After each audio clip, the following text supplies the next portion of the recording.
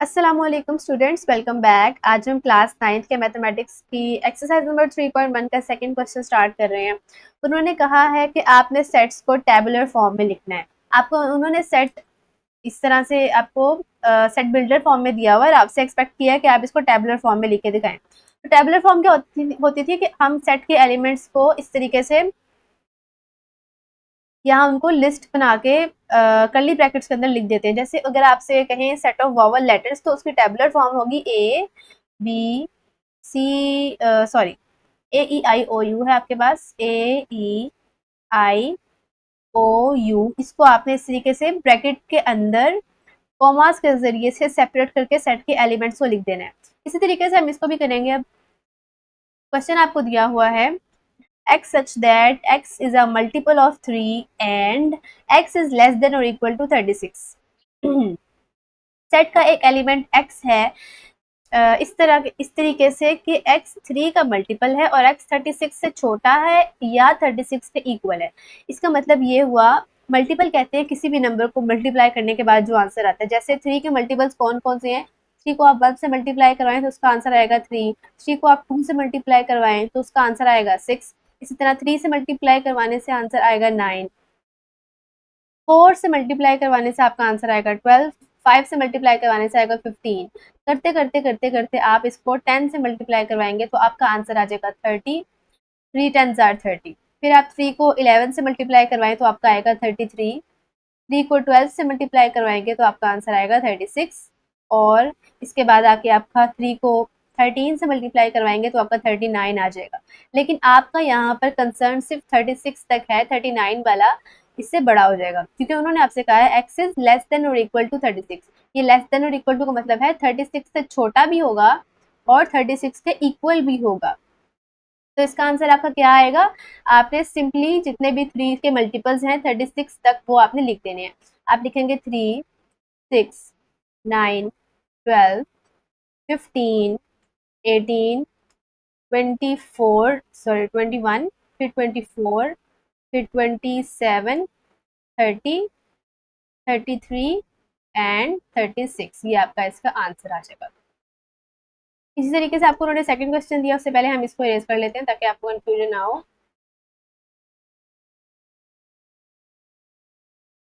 तो इसी पार्ट का सेकंड क्वेश्चन है आपके पास। तो हम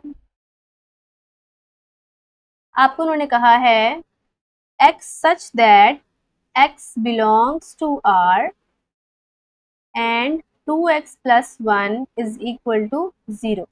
अब आपने बताना है कि x एक रियल नंबर से रियल नंबर्स के सेट से बिलोंग करता है और x जब आप इस इक्वेशन में x की वैल्यू पुट करेंगे तो दोनों साइड पर आंसर सेम आएगा।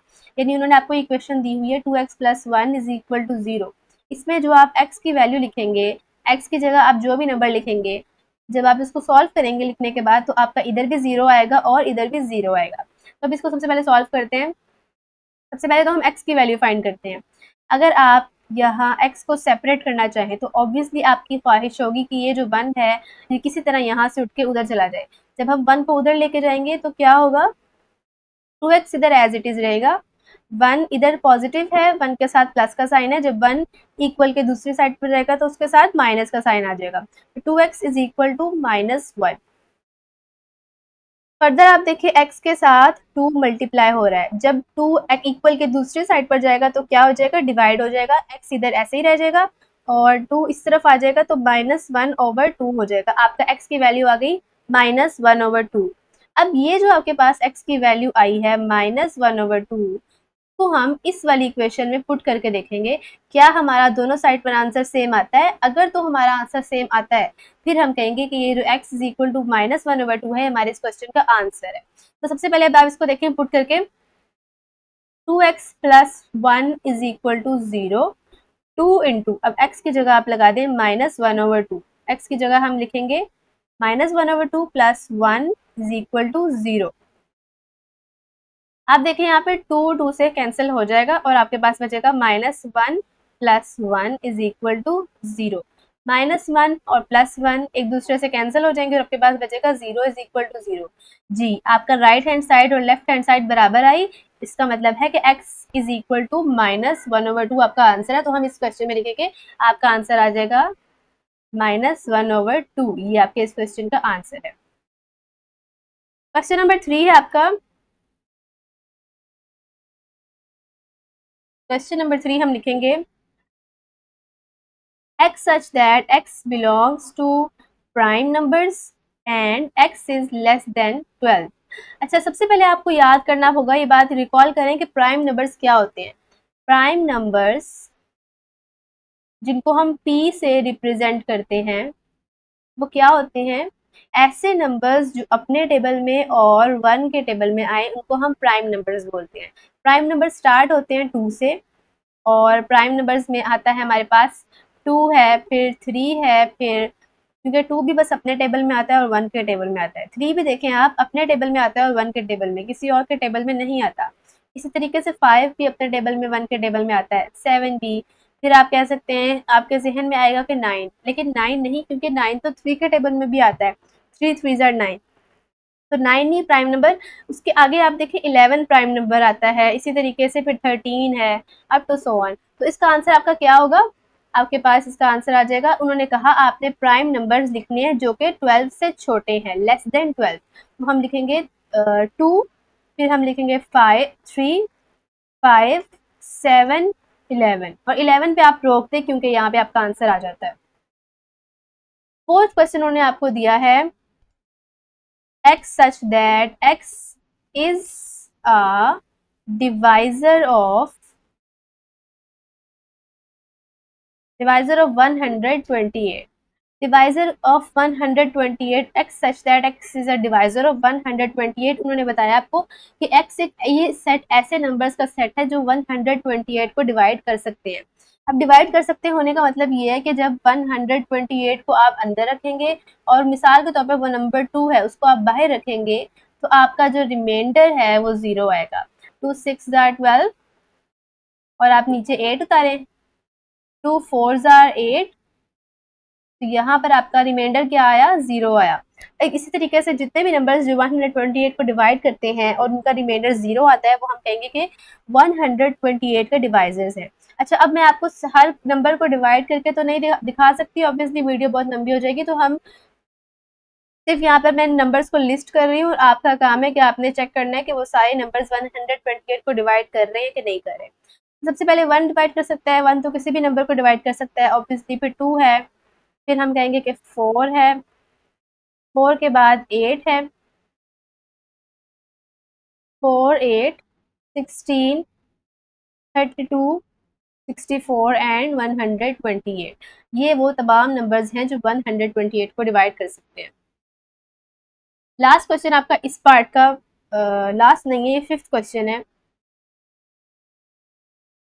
x such that x is equal to 2n, n belongs to natural number and n is less than 8। अब आपसे उन्होंने कहा x such that x is equal to 2n, x एक नंबर है इस तरीके से कि वो 2n के बराबर है, जबकि ये जो n है जो पावर में है ये सेट ऑफ नेचुरल नंबर से बिलोंग करता है, and n is less than 8 और n 8 से छोटा है। इसका मतलब क्या हुआ, आपके पास लिखा हुआ है 2n। अब आपने क्या करना है, n में नेचुरल नंबर पुट करते जाने हैं। नेचुरल नंबर कहाँ से स्टार्ट होते हैं, 1 से, और आपने n इज लेस देन 8 यानी कि 8 से नीचे नीचे तक जाना है, यानी आपने 7 तक जाना है, 7 पे जाके आपने स्टॉप कर देना है। सबसे पहले हम n पे 2 की जगह 2 की पावर n में n की जगह 1 पुट करेंगे, तो 2 की पावर 1 होता है 2। फिर हम n की जगह 2 पुट करेंगे, 2 की पावर 2 होता है 4। फिर हम 2 की पावर 3 बनाएंगे, 2 की पावर 3 हमारे पास होता है 8। फिर हम 2 की पावर 4 करेंगे, 2 की पावर 4 होता है 16। उसके बाद हम 2 की पावर 5 करेंगे, 2 की पावर 5 होता है 32।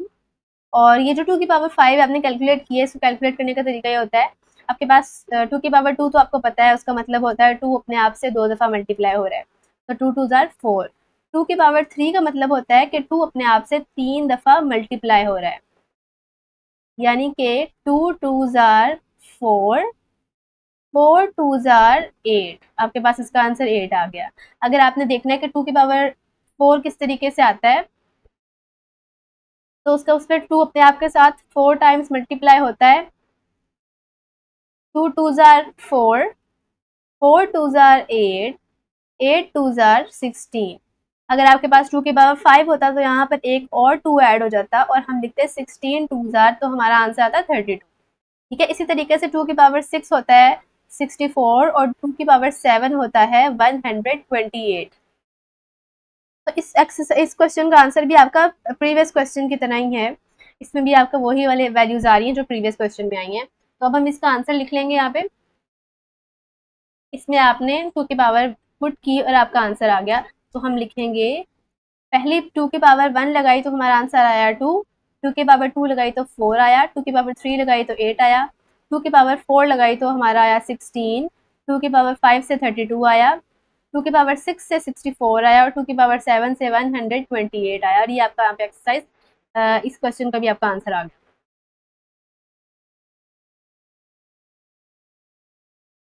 लास्ट क्वेश्चन है, लास्ट नहीं है, ये क्वेश्चन नंबर 6 है। x such that x is equal to x such that x belongs to n and x plus 4 is equal to 0। अब ये बड़ा इंटरेस्टिंग क्वेश्चन है क्योंकि अक्सर बच्चे इसमें कंफ्यूज हो जाते हैं। वो कहते हैं कि इस सेट का आंसर एम्प्टी सेट किस तरीके से आ रहा है। सबसे पहले आप इसको जरा गौर से देखें। आपसे उन्होंने कहा है x सच दैट x एक सेट है, ये एक सेट है जिसमें एक एलिमेंट है x, इस तरह के वो नेचुरल नंबर से बिलोंग करता है और जब उसको हम x प्लस 4 में पुट करेंगे इस इक्वेशन में तो हमारा राइट हैंड साइड और लेफ्ट हैंड साइड बराबर आएगा। अब आप देखें, सबसे पहले x plus 4 is equal to 0 उन्होंने आपको दिया हुआ है। इसमें से सबसे पहले आपने x की वैल्यू फाइंड करनी है। जो x की वैल्यू आ जाएगी उसको आप इस इक्वेशन में दोबारा पुट करके देखेंगे। अगर दोनों साइड पर आंसर सेम सेम आ जाएगा तो हम कहेंगे जो x की वैल्यू हमने फाइंड की थी वो हमारा आंसर है। तो x की वैल्यू कैसे फाइंड होगी, x तो आप इधर ही रहने दें और जो ये 4 है इसको उस साइड पर ले जाएं। ये प्लस 4 है, इस साइड पर आकर -4 हो जाएगा। इस 0 को आप इग्नोर कर दें तो x इज इक्वल टू -4 आपका x की वैल्यू आई है। अब इसको x plus 4 is equal to 0 में जरा पुट करें आप। x की जगह आप लिखे -4 क्योंकि यहाँ पर उसकी वैल्यू आई थी -4, प्लस 4 एज इट इज आ जाएगा इज इक्वल टू 0। -4 प्लस 4 एक दूसरे से कैंसिल हो जाएंगे और आपका 0 इज इक्वल टू 0 आंसर आ जाएगा। लेकिन आप देखिए, क्योंकि उन्होंने आपसे कहा था x belongs to natural numbers, natural number का सेट +1 से शुरू होता है, फिर 2, फिर 3, फिर 4 अप टू सो ऑन। क्या नेचुरल नंबर के सेट में -4 आता है? इसका जवाब है नहीं, क्योंकि नेचुरल नंबर के सेट में नेगेटिव नंबर्स नहीं आते। यानी जो आपकी x is equal to 4 value आई वो तो सेट ऑफ नेचुरल नंबर में लाए ही नहीं कर रही। तो आपका आंसर सेट क्या होगा? Empty set. इस तरीके से आपका जो आंसर आया वो एम्प्टी सेट है, यानी इसमें आपका कोई भी आंसर नहीं बन रहा। नेक्स्ट क्वेश्चन देखिए, x such that x belongs to integers and 3x plus 1 is equal to 0। ये क्वेश्चन भी काफी हद तक प्रीवियस क्वेश्चन की तरह ही है। इसमें भी आपने पहले x की वैल्यू फाइंड करनी है और उसको इस इक्वेशन में पुट करना है। आपके पास गिवन है 3x plus 1 is equal to 0। अगर आप x की वैल्यू फाइंड करना चाहते हैं तो आप चाहेंगे कि x सेपरेट हो जाए। x को हम इधर ही रहने देते हैं 3x को, और हम 1 को इस साइड पर ले आते हैं। जब 1 इस साइड पर आएगा तो +1 था, इधर आके -1 हो गया, 0 को हमने इग्नोर कर दिया। अब आप 3 देखें, इधर x के साथ मल्टीप्लाई हो रहा है, जब इक्वेशन की दूसरी साइड पर जाएगा तो डिवाइड हो जाएगा, -1 के नीचे 3 आ गया। x इज इक्वल टू -1/3 आपकी x की वैल्यू आई।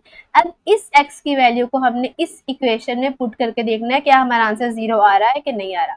आपके पास है 3x plus 1 is equal to 0। 3 हमारा एज इट इज रहेगा, x की जगह हम ये वाली वैल्यू पुट करेंगे, -1/3 प्लस 1 इज इक्वल टू 0। ये 3 से कैंसिल हो गया, आपके पास बचा -1 प्लस 1 इज इक्वल टू 0, जो कि -1 और +1 कैंसिल हो जाएंगे, आपके पास बचेगा 0 इज इक्वल टू 0। तो आपका आंसर क्या आया? लेफ्ट हैंड साइड और राइट हैंड साइड बराबर तो आ गई, लेकिन x की वैल्यू आ रही है -1/3 और आपको उन्होंने कहा है कि सेट बिलोंग कर रहा है सेट ऑफ इंटीजर से। सेट ऑफ इंटीजर्स में ये होता है कि आपके पास नंबर होते हैं 0 +-1 +-2 इसी तरह +-3 होता है और अप टू सो ऑन। यहाँ पर कहीं भी उन्होंने हमें फ्रैक्शन की परमिशन नहीं दी, यानी आपके नंबर p/q की शक्ल में, -2/3 की शक्ल में, 1/2 की शक्ल में, और जिस तरीके से आपका आंसर आया है -1/3, इसकी शक्ल में भी आपके आंसर एग्जिस्ट नहीं कर सकते। यानी जो आपका आंसर आया है सेट ऑफ इंटीजर से बिलोंग ही नहीं कर रहा, जिस तरह प्रीवियस क्वेश्चन में नहीं बिलोंग कर रहा था सेट ऑफ नेचुरल नंबर्स। तो हम लिखेंगे कि हमारा आंसर है सेट ऑफ एम्प्टी सेट हमारा आंसर है, ठीक है। इस तरीके से आपका जो ये क्वेश्चन है ये भी खत्म हो जाता है। तो अब हम क्वेश्चन नंबर 3 स्टार्ट करते हैं। क्वेश्चन नंबर 3 में उन्होंने आपसे कहा है right to proper subsets of each of the following sets. आपको उन्होंने सेट दिया है ए, बी और सी, और आपसे उन्होंने कहा है इसके 2 प्रॉपर सबसेट्स फाइंड करने हैं। लेकिन उससे पहले आपको रिव्यू करना होगा कि सबसेट्स होते क्या थे। लेट्स से आपके पास एक सेट है ए, इसके अंदर आपके पास मौजूद हैं, सेट ए के अंदर आपके पास एलिमेंट्स हैं 1, 2, 3 और 4। इसी तरह आपके पास एक सेट है बी, सेट बी के अंदर हमारे पास जो एलिमेंट मौजूद हैं वो है 2 और 4। क्या मैं इसी डायग्राम को इस तरीके से ड्रॉ कर सकती हूँ? ये हमारा ए सेट है और इसके अंदर हम सेट बी ड्रॉ करते हैं, हमारा बी सेट है। सेट ए के अंदर हम लिखेंगे 1 और 3 और सेट बी के अंदर हम लिखेंगे 2 और 4। तो देखें आप, सेट ए के अंदर हमने सेट बी को ड्रॉ किया, यानी सेट ए के अंदर जो एलिमेंट्स थे, जो सेट बी के एलिमेंट्स थे वो दरअसल सेट ए के अंदर आ रहे थे, तो हमने सेट बी को सेट ए के अंदर ही ड्रॉ कर लिया। ऑब्वियसली सेट ए के अंदर क्योंकि सेट बी भी आ रहा है तो ए के एलिमेंट्स 1 भी है, 3 भी है, 2 भी है और 4 भी है, लेकिन बी का सिर्फ एलिमेंट 2 और 4 है। इसको कहते हैं सबसेट। यानी एक तो सेट बड़ा होता है, पेरेंट सेट होता है, उसके अंदर सारे एलिमेंट्स मौजूद हैं, लेकिन एक ऐसा सेट होता है जिसके अंदर ए सेट में से कोई कुछ एलिमेंट्स मौजूद होते हैं लेकिन तमाम एलिमेंट्स मौजूद नहीं होते। अब जिस एलिमेंट के अंदर ओरिजिनल सेट में से कुछ एलिमेंट्स मौजूद होते हैं, जैसे कि यहाँ पर बी में ए के अंदर से कुछ एलिमेंट्स मौजूद है, उसको हम बोलते हैं सबसेट, ठीक है। और उसको रिप्रेजेंट करने का तरीका ये है कि जैसे आपका यहाँ पर बी सेट ए सेट का सबसेट है तो आप इसको लिखेंगे इस तरीके से, B is a subset of A, ठीक है। अगर आपके बी सेट के एलिमेंट्स ए सेट के एलिमेंट्स से कम हो तब आप लिखते हैं प्रॉपर सबसेट। तो प्रॉपर सबसेट क्या होता है? अगर बी सेट के एलिमेंट्स या कोई भी सेट के एलिमेंट्स ओरिजिनल सेट के एलिमेंट्स से कम हो तो उसको हम बोलते हैं प्रॉपर सबसेट। अगर दोनों सेट्स के एलिमेंट्स बराबर हो जाएं तो हम उसको इम्प्रॉपर सबसेट बोलते हैं। लेकिन आपको इस क्वेश्चन में उन्होंने कहा है कि आपने प्रॉपर सबसेट बना के दिखाने हैं, यानी जो आपके छोटे सेट्स होंगे उसके अंदर एलिमेंट्स असल वाले सेट से थोड़े आने चाहिए। उन्होंने आपको असल वाला सेट दिया है, लेट्स से ये सेट है ए, हम उसको नाम दे देते हैं खुद से, इसका नाम है ए और इसके 3 एलिमेंट्स हैं ए, बी और सी। अब आपने इस सेट के अंदर से एक और सेट निकालना है जिसके अंदर इस सेट के जितने तमाम एलिमेंट्स ना हो, सिर्फ इस सेट के अंदर से कुछ एलिमेंट्स मौजूद हो। तो हम खुद से बना लेते हैं सेट बी, उसके अंदर हम रख लेते हैं ए, और हम एक सेट बना लेते हैं सी, उसके अंदर हम रख लेते हैं बी और सी। अब आप गौर से देखें तो बी के अंदर भी ए में से एक ही एलिमेंट एग्जिस्ट कर रहा है, वो ये वाला है। सी के अंदर ए सेट में से सिर्फ 2 एलिमेंट्स आ रहे हैं, वो ये 2 हैं। लेकिन किसी भी सेट में दोनों ए सेट के तमाम एलिमेंट्स एग्जिस्ट नहीं कर रहे, इसलिए हम कहेंगे कि बी और सी ए के प्रॉपर सबसेट्स हैं। और आप इसको साथ यहाँ पर लिखेंगे भी, B is the proper subset of A, C is a proper subset of A. यहाँ पे आपका इस क्वेश्चन का आंसर आ जाता है। नेक्स्ट क्वेश्चन आप देखें, आपको उन्होंने दिया है एक सेट है ए, मैंने उसको खुद से नाम दिया ए, उसका नाम है, और 0 और 1 उसके 2 एलिमेंट्स है। अब हम इसके प्रॉपर सबसेट्स फाइंड करेंगे। हम खुद से एक सेट बना लेते हैं, उसका नाम है बी, उसके अंदर हम लिख लेंगे 0, और एक सेट रख लेंगे सी, उसके अंदर हम रख लेंगे 1। ठीक है, नोटिस करें कि हमने बी सेट में भी ए के तमाम एलिमेंट्स नहीं रखे और सी में भी ए के तमाम एलिमेंट्स नहीं रखे, यानी बी और सी दोनों ए के सबसेट्स हैं। और हम यहाँ पे साथ मेंशन करेंगे B is a subset of A, C is a subset of A.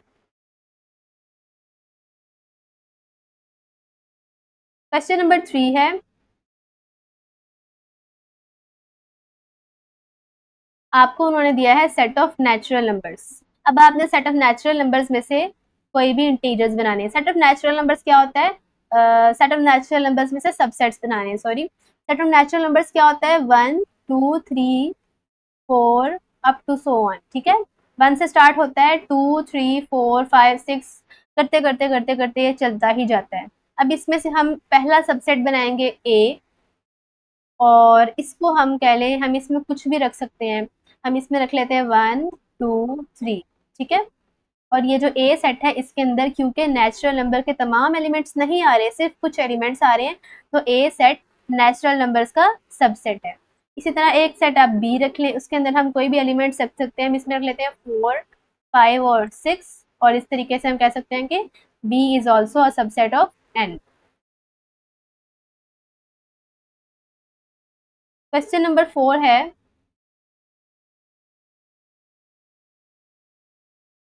Set of integers. अब सेट ऑफ इंटीजर्स आप सबको याद है, अभी हमने कुछ देर पहले पढ़ा भी है। सेट ऑफ इंटीजर्स में 0 होता है, +-1 +-2 +-3 अप टू सो ऑन, ये चलता जाता है। अगर आप इसमें से पहला सबसेट लें तो इसमें कोई भी एलिमेंट रख लें, 0 रख लें, +1 रख लें, -1 रख लें, ये भी सेट ऑफ इंटीजर्स का एक सबसेट है। और आप इसी तरीके से एक और सेट ले लें बी, उसके अंदर भी अपनी मर्जी से आप -2 रख लें और +2 रख लें, तो ये भी आपका एक सबसेट बन जाता है सेट ऑफ इंटीजर्स का।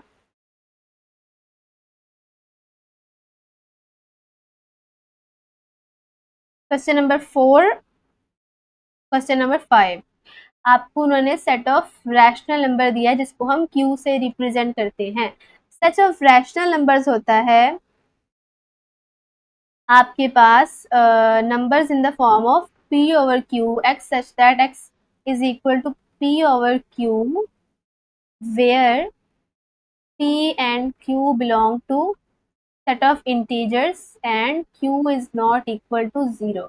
यानी ये सेट ऑफ रैशनल नंबर्स में ऐसे होता है कि आपके पास नंबर आपके पास होल फॉर्म में भी आ सकते हैं, जैसे 1 लिख लें, 2 लिख लें, 4 लिख लें, 6 लिख लें, इस तरीके से भी आ सकते हैं। पॉइंट की शक्ल में भी आ सकते हैं, 0.2 लिख लें, 4.3 लिख लें, -2.4 लिख लें, इस तरीके से भी आ सकते हैं। और आपके पास फ्रैक्शन की शक्ल में भी आ सकते हैं, 2/3, 4/7 और -1/2, इस तरीके से तीनों फॉर्म से आपके पास नंबर आ सकते हैं। तो इसके आप सॉल्यूशन में आप लिख सकते हैं कि सेट ऑफ इंटीजर्स के दो बड़े सबसेट होते हैं। पहला सबसेट होता है नेचुरल नंबर और दूसरा सबसेट होता है नेचुरल नंबर्स और होल नंबर्स। तो आप लिख लें नेचुरल नंबर्स, इंटीजर्स भी इसी का सबसेट होता है। यहाँ पर आप लिखें set of natural numbers, n is a subset of q, and इसी तरीके से set of whole numbers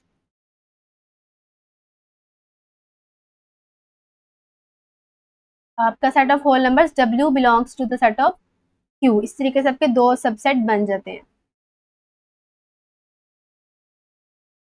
question number 6 है, आपको उन्होंने सेट ऑफ रियल नंबर दिया है और सेट ऑफ रियल नंबर्स में से आपने फाइंड करना है कि आपके दो सबसेट कौन से होते हैं। तो सेट ऑफ रियल नंबर्स आपके पास दरअसल दो सेट्स यानी रैशनल और इरेशनल नंबर्स का यूनियन होता है। इसमें एक रैशनल नंबर का सेट होता है और एक इरेशनल नंबर का सेट होता है, उन दोनों को कंबाइन करते हैं तो सेट ऑफ रियल नंबर्स बन जाता है। तो आप इसको इस तरीके से भी तो लिख सकते हैं कि सेट ऑफ रियल नंबर्स के दो सबसेट होते हैं, एक ये सेट ऑफ रैशनल नंबर और एक दूसरा सेट इरेशनल नंबर। तो हम इसको इसी तरीके से लिखेंगे, हम लिखेंगे यहाँ पर the set of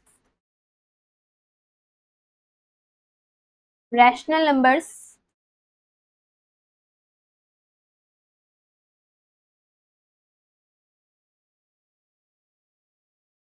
Q is the subset of R. इसी तरीके से the set of irrational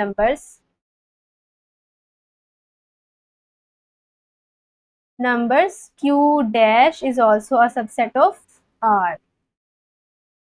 question number 7 आपको दिया गया है,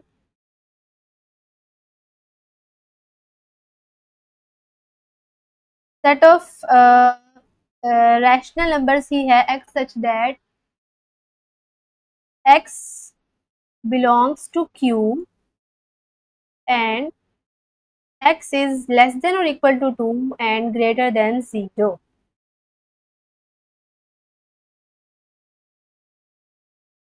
x एक ऐसा सेट है, ये एक ऐसा सेट है जिसमें आपके पास 0 से बड़े और 2 से छोटे या 2 के बराबर आने वाले तमाम रैशनल नंबर्स मौजूद हैं। जैसे आप देखें, आपके पास ये आपके पास रियल लाइन है, यहाँ पर 0 है, यहाँ पर 1 है, यहाँ पर 2 है। उन्होंने आपसे कहा है कि 0 से लेकर, यानी कि 0 से आगे आगे तक, 0 को शामिल किए बगैर 0 से लेकर आपने 2 तक 2 को शामिल करना है। जितने भी नंबर आ रहे हैं उनमें से कोई से भी 2 नंबर आपने लिख के दिखाने हैं, कोई से भी 2 आपने रैशनल नंबर्स लिख के दिखाने हैं। सबसे पहले आप देखें, अगर आप यहाँ पर देखें 1 और 0 का हाफ क्या होता है, 0.5। 1 और 0 का हाफ होता है 0.5 और इसी तरीके से 1 और 2 का हाफ होता है 1.5। आप इसका पहला सबसेट बना सकते हैं 1/2, क्योंकि 1/2 हमारे पास 0.5 के बराबर ही होता है 1/2। और दूसरा सबसेट आप बना सकते हैं 3/2, क्योंकि 3/2 होता है 1.5 के बराबर। अब आप देखिए, यहाँ पर आपके जहन में आ सकता है कि हमने इस तरीके से क्यों लिखा फ्रैक्शन की शक्ल में और हमने पॉइंट की शक्ल में क्यों नहीं लिखा। तो ये चीज़ मैटर नहीं करती, आप इसको बेशक पॉइंट की शक्ल में लिख लें तब भी कोई फर्क नहीं पड़ता। लेकिन क्योंकि हम बाय डिफॉल्ट रैशनल नंबर्स की डेफिनेशन में पढ़ते हैं कि वो p/q की शक्ल में होंगे, यानी एक नंबर न्यूमिनेटर होगा और एक डिनोमिनेटर होगा, तो इसलिए हमने उसको इस तरह फ्रैक्शन की शक्ल में लिखा है, वरना आप उसको पॉइंट की शक्ल में भी लिख सकते हैं, उसमें कोई प्रॉब्लम नहीं है। तो आज की वीडियो में हमने क्वेश्चन नंबर 2 और क्वेश्चन नंबर 3 को कवर किया है। इंशाल्लाह हम कल नेक्स्ट वीडियो में क्वेश्चन नंबर 4 को कवर करेंगे और उससे ऑनवर्ड्स क्वेश्चन भी करेंगे।